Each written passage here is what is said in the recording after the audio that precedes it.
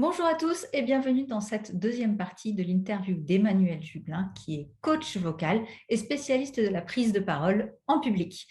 Dans la première partie, on identifiait avec Emmanuel les principales difficultés rencontrées dans l'apprentissage d'une langue étrangère et surtout dans son utilisation à l'oral, puisqu'effectivement, c'est la spécialité d'Emmanuel, la prise de parole. Et en plus, comme il parle 4 langues, les langues étrangères, il connaît un petit peu le problème.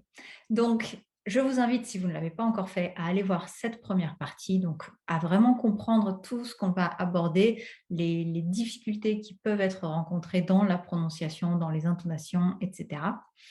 Dans cette deuxième partie, on passe à des exercices pratiques. On voit ça tout de suite.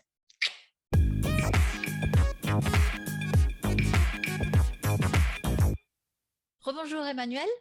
Donc dans la première partie de cette interview, donc pour ceux qui ne l'ont pas vu, je vous invite à regarder la première partie où on découvre un petit peu toutes les difficultés qu'on peut rencontrer en anglais ou même dans la prise de parole de manière générale, et où Emmanuel, avec tout son background, tout son historique, toute son expérience de prise de parole et de chant et d'enseignement, nous aide un petit peu à identifier tous ces soucis, toute la cause de tout ça.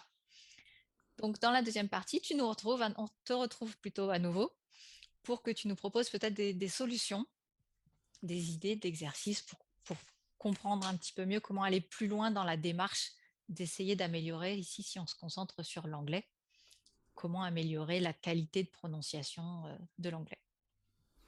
Alors, vis-à-vis de la prononciation, on l'a évoqué dans la première partie, c'est beaucoup d'écoute, qu'elle soit à travers le chant, parce que de tout temps, on a tous entendu des gens nous dire, moi j'ai appris avec The Doors, moi j'ai appris avec Queen, j'ai appris avec The Beatles. Moi, Et, les et Beatles, c'est c'est bon.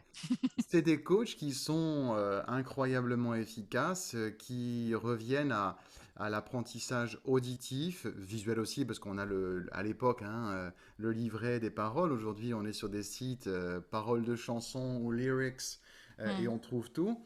Ça peut être vraiment un outil génial d'association auditif et visuel pour les personnes qui sont plus visuelles, plus intellectuelles. Tout va bien.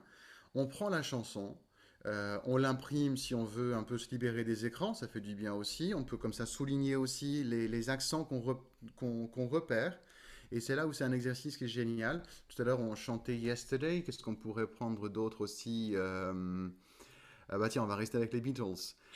Norwegian Wood. I once had a girl, or should I say, she once had me. J'ai pris un peu trop bas, pas grave. Mais en fait, I once had a girl. I once. Tiens, il prononce avec un petit peu un accent. I once had a girl, or should I say. Tiens, should, il a un accent particulier.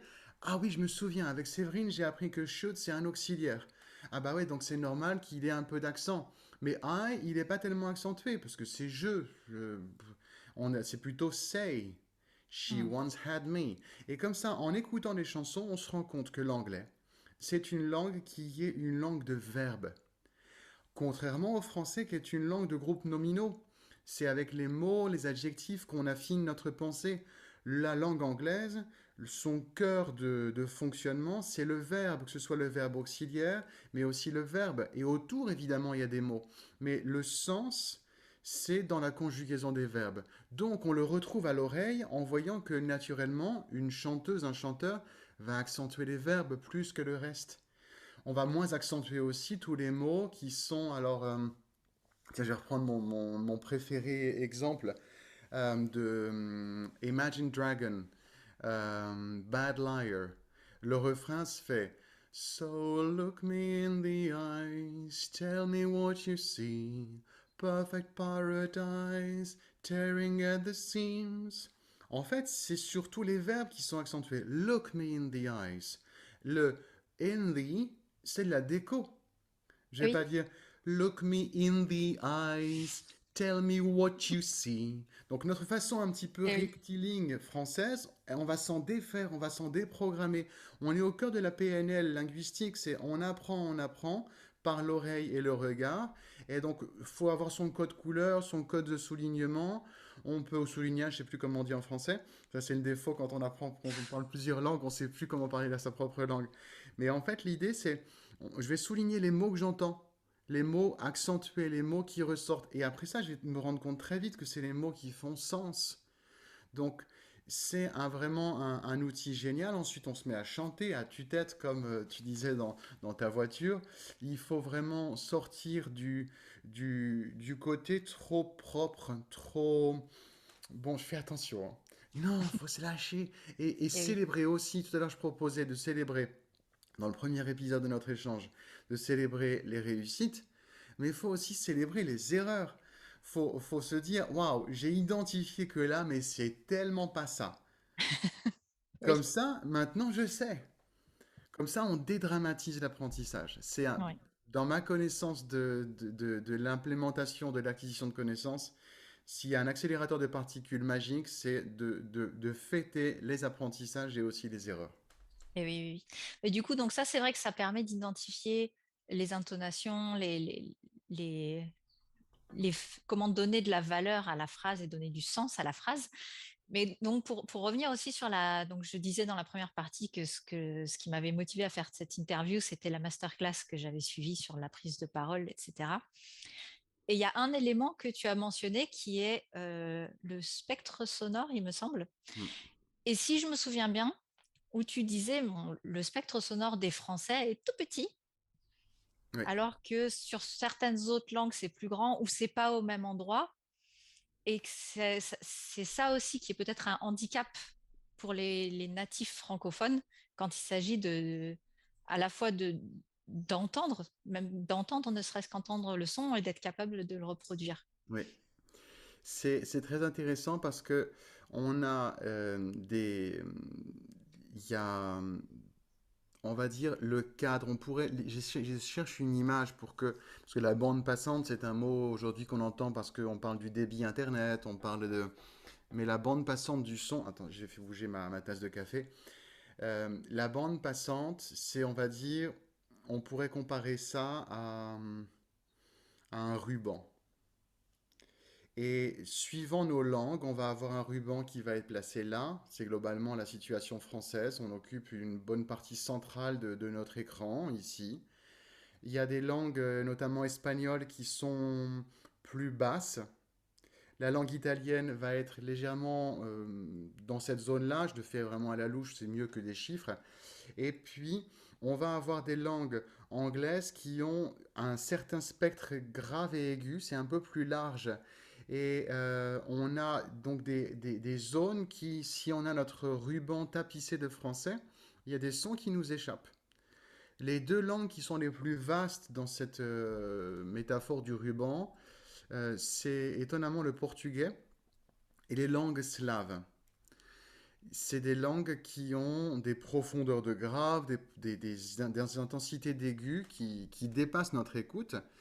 Et c'est là où il faut accepter d'écouter sans comprendre au début quand on apprend une langue et réaliser que le fait d'écouter la langue pour ne fait que de l'écouter est utile pour revenir aux sources d'un apprentissage purement auditif, pour stimuler notre captation auditive, stimuler les informations neuronales qui vont circuler du nerf, du nerf pas optique, du nerf auditif vers le cerveau, et de se dire, ok, c'est un peu du bronzage UV.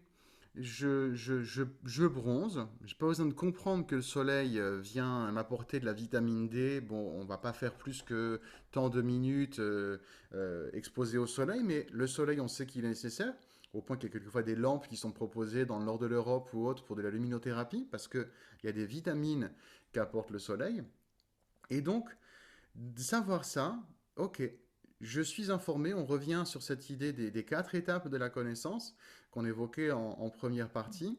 C'est maintenant, je sais que l'anglais comporte des sons qui ne figurent pas dans le panel sonore de la langue française. Mais ce n'est pas fini, ce n'est pas foutu pour moi, je suis pas, oh manque de peau, pourquoi je suis tombé dans la culture française. Je peux internationaliser mon écoute. en écoutant beaucoup, en écoutant, on le disait, le chant, en écoutant aussi le chant d'opéra, le chant classique, pour aller aussi rentrer dans une autre intensité vocale. La musique pop est géniale. Il y a aussi d'autres intensités sonores dans la musique classique. Et aussi d'écouter d'autres langues que celles qu'on veut apprendre, notamment à travers le chant, alors variété ou musique classique, opéra, pour continuer à élasticifier, je sais plus, élastifier mon spectre auditif. Donc, D'accord. Oui. c'est une question d'imprégnation, imprégnation sonore, de constater que non seulement l'accentuation dont on a parlé, qui est souvent rectiligne et finissant seulement sur le son final en français, mais il y a aussi tout un tas de le O qu'on a abordé de low ou low. I brought my coffee. J'ai pas I brought my coffee. Et cette capacité d'entendre la fréquence du O et du O, c'est là-dedans que vient l'univers du spectre sonore. Alors il y a une thérapeutique géniale, j'emploie ce mot thérapeutique parce que c'en est une. Il a été proposé dans les années 80-90 par un grand professeur ORL qui s'appelait, il n'est plus de ce monde, Alfred Tomatis. Il a travaillé sur l'observation avec ce qu'on avait à l'époque, hein, de pouvoir identifier le champ sonore, le spectre auditif, différentes langues. Et il y a différentes sources passionnantes d'intensité sonore. Pour ceux qui sont fans d'une modalité musicale très très très ancienne, c'est le chant grégorien. D'écouter, alors c'est souvent relaxant, c'est pas ça qui vous met en énergie super boostée pour un entretien d'embauche à 8 heures du matin, mais par contre la veille, ça peut être pas mal pour se relaxer. Donc le chant grégorien a un spectre sonore qui est très très très vaste. Et ensuite il y a la musique de Mozart. La musique de Mozart est géniale pour comment dire, creuser, travailler l'intensité de captation sonore. Ça remet un reset sur votre capacité d'écoute. Est-ce que ça sous-entend du coup que si, disons on est vraiment très francophone, on n'a pas eu tellement d'exposition à d'autres langues, et donc on a un spectre ou une capacité d'écoute très faible. Une Quand- fenêtre plus fermée, ouais. oui, voilà, si on décide de l'élargir justement en écoutant des sons grégoriens ou Mozart, est-ce que ça veut dire la première fois ou les premières fois qu'on va écouter Mozart, on ne va pas tout entendre? Oui, ça c'est de toute façon, je veux dire, quand on écoute la musique, on entend souvent les musiques, les instruments qui sont vers le haut, on entend les violons, on entend les flûtes. C'est à mesure, ça c'est un truc aussi à faire, c'est d'aller écouter des concerts pour apprendre à développer l'oreille. Parce que, alors, sur YouTube, sur Arte TV, sur Mezzo, tout ça, vous avez pas uniquement le concert du Nouvel An qu'on peut voir sur France 2 le premier de l'an. C'est intéressant, mais aller en live, c'est quand même autre chose. Et un exercice qui est génial à faire, c'est de fixer. Alors, il ne faut pas être au premier rang parce que sinon c'est un peu gênant pour les personnes qui jouent, mais vous êtes à peu près à mi-chemin du théâtre, de l'auditorium, et vous choisissez de regarder la partie des violoncelles. Vous D'accord. choisissez de regarder dans le fond tous les instruments avant, les cuivres, si c'est par exemple de la musique vraiment symphonique, Brahms, Schumann et tout ça. Si on est dans la musique plus ancienne, l'orchestre est plus petit. Mais quand on écoute de la musique en live, on peut comme ça identifier les graves, les aigus, les médiums, et les timbres musicaux, les timbres instrumentaux, et tout ça fait partie, c'est des touches subtiles pour se mettre à savoir entendre, comprendre une voix d'enfant qui parle une langue étrangère. C'est toujours très difficile d'entendre comprendre un enfant de Ah 2, oui. 3 ans, 5 ans qui parle une langue étrangère, les différents accents, tout ça, c'est une formation de l'oreille. Tout à l'heure, je faisais référence à Tomatis. Quand il a travaillé sur la musique de Mozart, il a découvert son immensité vibratoire, du spectre sonore, mais il a travaillé le son avec ce qu'on appelait à l'époque une oreille électronique. Il a, comment dire, remodélisé le son en intensifiant les aigus et en diminuant les graves. C'est un truc intéressant dans la voix humaine, c'est que pour développer les graves, il est bon d'aller dans les aigus, et pour développer les aigus, il est bon d'aller dans le grave. Et donc une personne qui va travailler sur ses graves développeront ses aigus, et quand il fera ça va développer ses graves. J'espère que j'ai pas fait saturer mon micro. Et en Non, non, fait, le son était bon, mais c'est vrai que c'est bon. c'est impressionnant. On s'attend pas à ce que l'un développe l'autre. C'est un peu une élasticité qu'on pourrait comparer à la pizza du pizzaiolo, le fait qu'il tourne, qu'il tourne, qu'il tourne. L'étirement se fait sur l'ensemble de la circonférence. Bon, ici, c'est sur un plan vertical, mais c'est vraiment une élasticité qui vient des deux. Mais par contre, dans l'imprégnation sonore qu'a choisi ce grand professionnel qui était Alfred Tomatis, il s'est rendu compte que pour développer l'ensemble du spectre, il fallait stimuler les aigus. Et donc, il a travaillé sur, par exemple, la musique un peu cliché de la petite musique de nuit. Tan, tan, tan, ta, ta, di, da, di, din. On entend tss, tss, tss, tss, tss, tss, tss, tss, tss. Tss, tss, tss, tss. Donc c'est pas une musique quand on suit la thérapeutique Tomatis, une musique zen qui fait se détendre, mais qui est constamment, qui stimule comme des micro-picots, des mini aiguilles, le cortex, le néocortex cérébral à travers le canal auditif.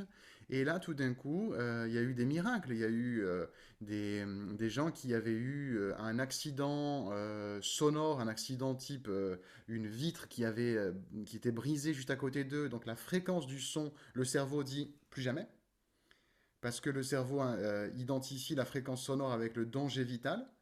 Et donc, petit à petit, en plusieurs semaines de thérapeutique sonore, la personne peut de nouveau entendre le son et donc le reproduire.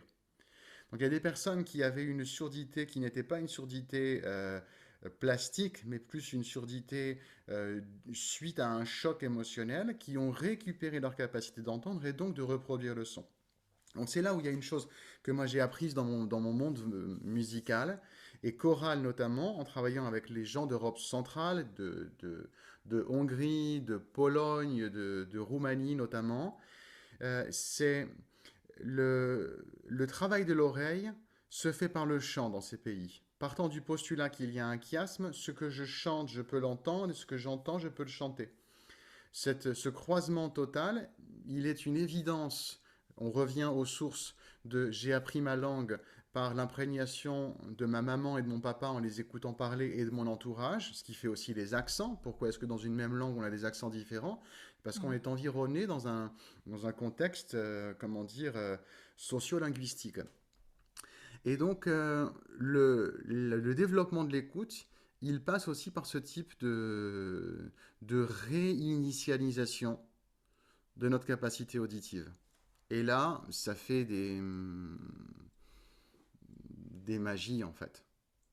D'accord. Donc déjà, la première démarche de quelqu'un qui a conscience de son incapacité à vraiment entendre des distinctions de sons en anglais et qui a envie de savoir les distinguer et aussi d'être capable de les reproduire, la première démarche, on va dire la plus simple, c'est de lui dire bah, tu te mets à écouter de la musique, tu varies du Mozart ou des chants grégoriens si ça te tente, par exemple. C'est pas très glamour, mais ça peut être très intéressant, mais surtout Mozart, surtout Mozart. Et ce qui est fou, c'est que la musique de Bach n'a pas la même fréquence. Il y a eu certainement une fée qui s'est penchée sur ce grand compositeur. Ce compositeur aussi avait certainement une intuition que sa vie serait courte. Enfin, c'est particulier parce qu'il a eu une capacité. La musique de Mozart vient d'un cerveau humain qui est assurément unique dans l'histoire de l'humanité. Il y en a de plus en plus aujourd'hui parce qu'il y a beaucoup d'enfants qui naissent avec des magnifiques capacités, qui sont souvent malheureusement en échec scolaire parce que leurs capacités sont considérées comme des inconvénients, voire des handicaps, alors qu'ils sont souvent HPI. Assurément, Monsieur Mozart aurait été diagnostiqué HPI. Et il se trouve que la musique qui a été enfantée par un esprit aussi élevé et éveillé, eh ben, ce qui est beau, c'est que cette musique continue à être bénéfique aux humains. Oui, donc ça a permis. Il a créé quelque chose il a transmis en fait tout ce qu'il Mm. savait. Donc ça c'est chouette. Ouais. Alors juste par rapport à les chaînes hi-fi qu'on peut avoir ou sur les ordis quand on écoute, ce qui est intéressant pour aller comment dire, se rapprocher de ce qu'a fait Tomatis avec son oreille électronique, c'est augmenter les aigus, diminuer à annuler les graves.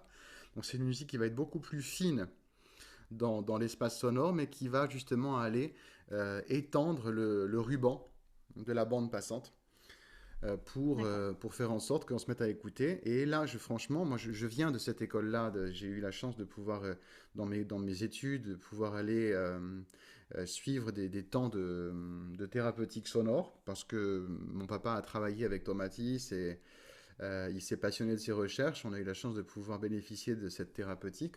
Ça a beaucoup aidé aussi mes frères qui avaient des certaines nécessités de concentration. Et il se trouve qu'ensuite, peut-être, oui, ça m'a aidé à apprendre d'autres langues, parce que je parle 4 langues, et j'arrive de temps en temps, pendant 5 minutes, à faire illusion que je ne suis pas français.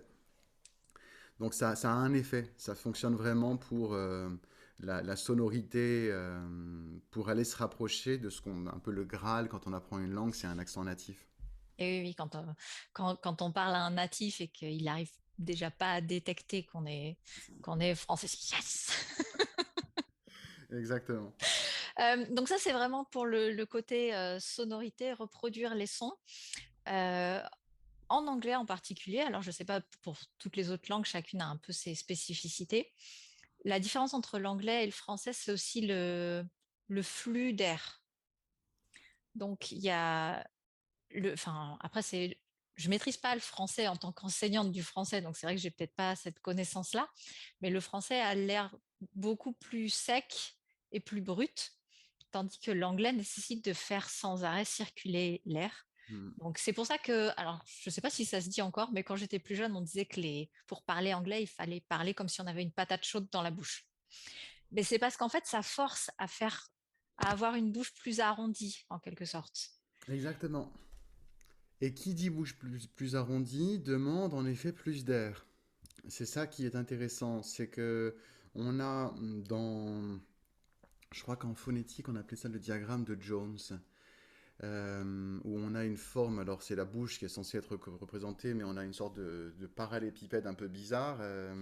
Il se trouve qu'en français, le A, E, I sont à des points, on va dire, la langue va jusqu'au bout de, par exemple le I, la langue va jusqu'au bout de, près des dents, le OU, elle recule de façon, on va dire, assez nette, et il se trouve que sur cette façon de représenter les choses, on est pile aux angles ou au croisement de lignes du diagramme. Quand on regarde ce diagramme de Jones, il est intéressant à retrouver parce qu'on peut voir les différentes langues là où ça se trouve. Et le grand challenge de l'anglais, c'est que tous les sons sont à l'intérieur dans une sorte de ventre mou, hein, comme on dit en football. Il n'est pas pile au milieu du classement, ou tout en haut, ou tout en bas. Et donc ça demande en effet d'apprendre à ouvrir pour que la langue, toujours on revient au mimétisme, se mette à se placer, que le, le O, le A, le A, parce que my cat and my cart, c'est pas pareil, parce que je vais pas adopter, comment dire, un caddie, mais je vais adopter un chat. Donc c'est quand même intéressant, ou une charrette. Et donc il y a besoin d'ouvrir la bouche, de la dilater davantage. Et vu qu'elle est plus ouverte à l'intérieur, la langue laisse plus de places différentes, eh ben, il faut l'alimenter. C'est là où le travail de la voix peut être intéressant sur des aspects techniques que je peux partager maintenant, si tu le souhaites, Séverine, Oui, oui, bah oui, c'est d'éléments. ça, passer un petit peu à des idées de souffle, de travail de la voix, de Donc, solutions. exactement, Solion, parce que tout à l'heure, on a évoqué l'idée de savoir parler plus sonore, pour pouvoir que l'oreille entende, que je dise, là, en fait, oui, c'est vrai, j'ai entendu que j'ai donné plus de volume, donc j'ai plus sculpté le son. Je vais me mettre debout. Alors, j'espère que mon micro comment dire, fixe. Si je me mets de profil comme ça, ici, quand je vais faire tch, tch, tch, tch, j'ai une Donc, poussée abdominale. L'air, en fait, parler ou chanter. Les cordes vocales, en fait, elles font avec l'air qui est donné et avec l'intention intellectuelle de faire un son qui se chante ou qui se parle. Les cordes vocales font le même job. De toute façon, elles vibrent avec l'air qui les traverse.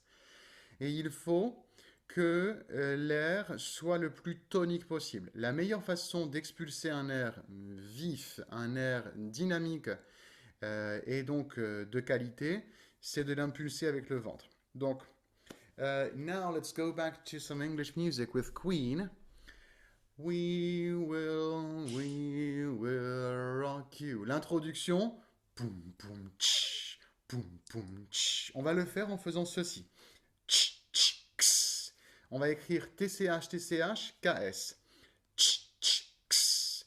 Tch, tch, ks. Et ici, tch, tch, ks. Tch, tch, ks. Tch, tch, ks. À faire 30 secondes maxi. Si on fait plus, on peut avoir une sorte, au début, quand on s'acclimate à cet exercice, un peu d'hyperventilation, hyperoxygénation. Donc ça peut occasionner un petit étourdissement. Il faut le faire pas de long, comme ça ne vient pas. Ou le faire en marchant. Imaginons, je vais le faire juste dans les petits espaces ici.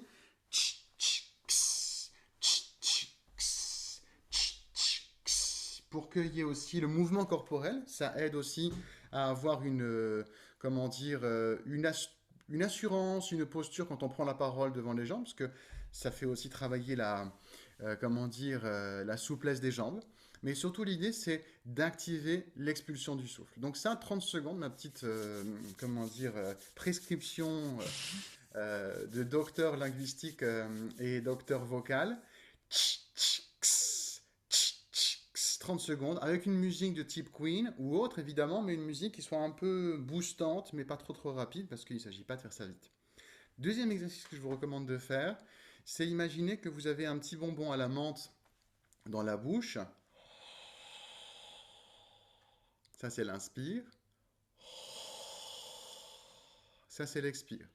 On peut imaginer Darth Vader, on peut imaginer le père Fouras pour les fans de Fort Boyard, tout ce que vous voulez. Et en fait, c'est l'idée, c'est de sentir. Je vous propose, tiens, faites-le comme si on le faisait en live dans un atelier. C'est et l'expire. Normalement, si vous avez fait avec vraiment le côté bien dilaté du palais dans le fond de gorge, on a senti un air frais à l'inspire et un air plus chaud à l'expire. Et le fait d'imaginer le bonbon à la menthe aide à identifier, à aller aspirer quelque part et désirer cette fraîcheur. Cette zone qui est, on va dire, le thermostat qui permet de sentir le frais ou le chaud, c'est le palais mou qu'on appelle le voile du palais, et c'est la membrane qui va permettre au son d'avoir plus d'amplitude, d'expansion, de parler avec plus de volume, sans vouloir parler fort, donc sans effort. C'est une de mes vidéos qui a le mieux marché sur ma chaîne YouTube, c'est parler fort et sans effort. C'est une vidéo comme ça de 3 minutes, mais jusqu'à maintenant, c'est un des meilleurs scores. Et mine de rien, ça titille pas mal les gens. Parce qu'aujourd'hui, c'est juste des recherches YouTube qui mènent à ça. Et si on veut parler fort sans effort, il est bon avant de prendre la parole, d'avoir fait ces quelques petits allers-retours. Donc regardez que ça c'est la tonicité de l'expire. Et après, c'est plutôt le côté tranquille, le côté serein, dilaté. Il se peut, quand on fait cet exercice, que ça fasse bâiller, parce que c'est normal, ça fait ouvrir petit à petit. C'est l'exercice qui mène à savoir respirer avec le ventre, ce que je suis en train de donner, si tu veux, Séverine. Oui. Ensuite, si on veut que la voix se mette à vibrer davantage, qu'elle soit plus riche, je vais juste frotter mes mains. Ça n'a rien à voir avec la voix, mais c'est juste que je vous recommande de le faire, notamment s'il fait froid chez vous. On va mettre les mains sur le visage, c'est plus sympa quand les mains sont chaudes, c'est juste un petit confort. Et on va faire 3 petites vagues.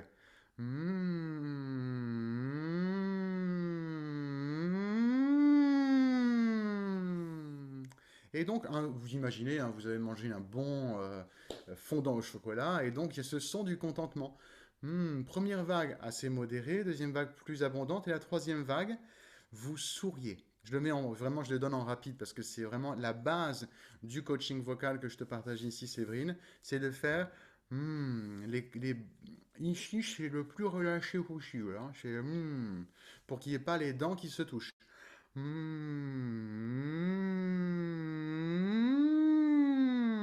Et on observe, je l'ai fait face caméra, mais j'ai un peu incliné la tête. Pour que quand je veux que mon son, hey oh, je fais pas hey oh, parce que là, je fatigue. Si vous voyez, là, ça tend un peu la gorge. Hey oh, il y a un meilleur son si j'ai un petit peu baissé le menton pour qu'il y ait une sorte de coudée qui vienne passer. Donc, j'ai pas évidemment l'occasion et c'est pas l'objet de tout développer là, mais une tonicité abdominale, une tranquille dilatation ici de réveil de la réverb sonore. Et ensuite, pour aller regarder, quand on fait des exercices, il y a 100 personnes devant nous, il y en aura qui vont dire, tiens, ça a vibré là. Entre guillemets, en disant que c'est le Ouais. moulage ici. Moi, ça a vibré là. Moi, j'ai pas trop senti. À ce moment-là, je vais leur proposer de faire ah oui, ça vibre. Parce ils sont inquiets. S'ils sentent rien, ils se disent c'est pas normal, il y a un problème. Et aussi, c'est quelquefois sur le haut de la tête. Aller tranquillement se dire I am vibration. Et si on voulait, une fois avec un ami, je me rappellerai de lui toute ma vie parce que dans notre conversation, on a nommé quelque chose de génial. Est-ce une vraie étymologie? J'en sais rien. Mais entre vivre et vibrer, il n'y a qu'une lettre d'écart. Vibration, vivre, le V et le B sont dans la même chaîne de phonation. Il est possible, alors j'ai pas réussi à trouver une confirmation sur Wikipédia et tout ça, C'est pas grave. apparemment c'est deux racines différentes, c'est ma grande désillusion, mais je reste convaincu que ça vaut le coup de se rappeler que ça, parce que quand on vibre, on met de la vie dans les paroles.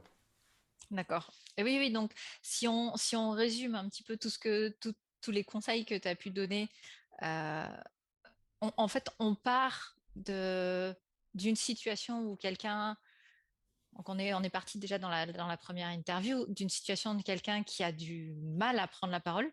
Mhm, On part vraiment d'une peur et d'un malaise sur la prise de parole, sur la prononciation, sur l'intonation. Des fois, on a la bonne langue, mais on voit bien qu'en face, personne ne comprend.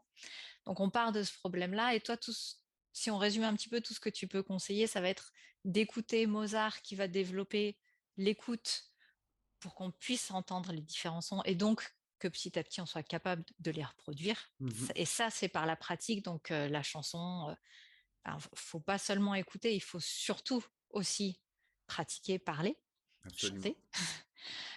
Il y a aussi donc l'exercice de, de tonicité du son pour Mm, vraiment donner plus de force à tout ça. Le flux du son, donc par le petit bonbon à la menthe et Dark Vador. Là, j'entendais bien le Dark Vador quand tu l'as fait. Et enfin, bah, le travail de la bouche, puisqu'on a vu que c'est beaucoup plus arrondi, que la langue se place différemment, que même les sons sur un O, c'est pas un O, c'est un O. Donc ça bouge encore même sur une seule lettre. exactement. Donc on a vraiment tous ces petits exercices qui peuvent être mis en place. Donc merci beaucoup pour tous Avec ces plaisir. conseils.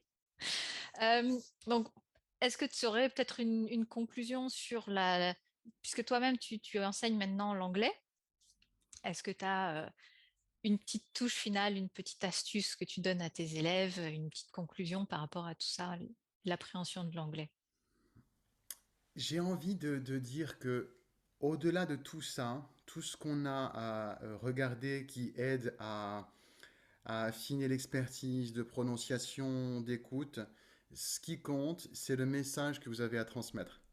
C'est chemin faisant, se dire que je vais prendre la parole en anglais, même si il y aura des erreurs, même si quand je reprendrai, je me mets dans la peau des personnes que tu suis, j'ai ma conférence demain et je sais que après-demain j'ai un call avec toi, j'ai envie de te dire que tout s'est bien passé, que ça a été génial, mais ok, je vais quand même le faire, j'attends pas d'être parfait pour pouvoir me mettre en action, parler, parce que en fait ce qui compte, c'est le message que vous contenez, c'est les informations, les expertises que vous pouvez partager dans le monde corporate, dans le monde de l'entrepreneuriat, et que ce qui compte tellement plus, c'est l'incarnation que vous avez pour animer ce que vous avez à dire, que le message parle, qu'il soit émotionnel, qu'il soit touchant, qu'il soit impacté et impactant pour qu'il impacte.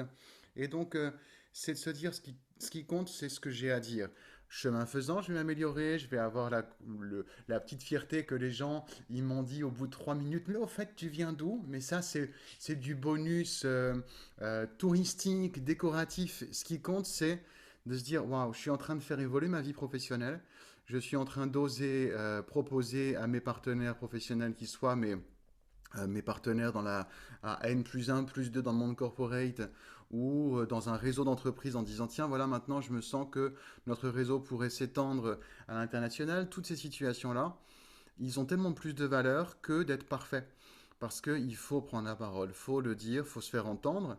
Et donc, c'est là où moi je donnerais ce propos, c'est accepter de temps en temps de dire Hello, my name is Emmanuel. Ce qui compte, c'est d'avoir pris la parole et transmettre un message. Ensuite, évidemment, améliorer, c'est pour le même prix, vous allez mieux parler. Mais il ne faut pas attendre d'avoir... parce qu'on n'est jamais parfait de toute façon. Et Donc, non. c'est une chose importante. Il y a des gens qui ont besoin de ce que vous contenez. En anglais, en espagnol, en italien. Andateci. Oui, tout à fait. Mais merci beaucoup. Donc c'est vrai que tu as bien résumé et j'ai bien aimé ce mot de oser. Il faut vraiment oser se lancer et bah, à côté se rassurer et travailler soi-même sur tous les côtés qu'on a vus ensemble, tous ces petits exercices.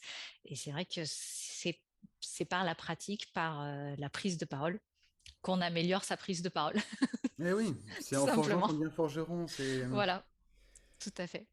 prenez du plaisir, soyez fiers de vous et prenez beaucoup de plaisir, mesdames et messieurs. Just have fun, go all in. Ben, merci beaucoup, vraiment, c'était super chouette de t'avoir en interview. Je suis sûre Avec que grand tous les plaisir. conseils que tu as pu donner vont vraiment servir. Je poserai peut-être même des questions à mes clients pour les faire un peu pratiquer, voir ce que ça donne. Ben, Avec en grand tout cas, plaisir. merci beaucoup d'avoir été avec nous. Et Et puis bonne puis, continuation, hein. ben, merci à toi aussi. À très bientôt, qui sait, peut-être pour une autre interview ou une Exactement. masterclass. Merci Avec beaucoup. plaisir. Au revoir Au les amis. revoir.